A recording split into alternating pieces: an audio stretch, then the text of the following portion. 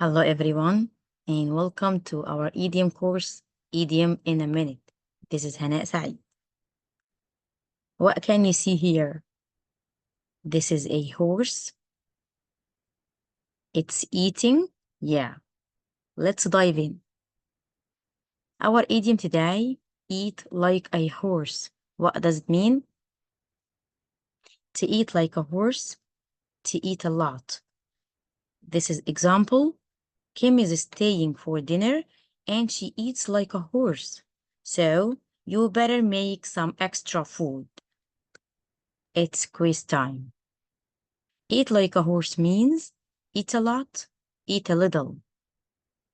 Correct answer. Eat a lot. Let's recap. Eat like a horse means eat a lot.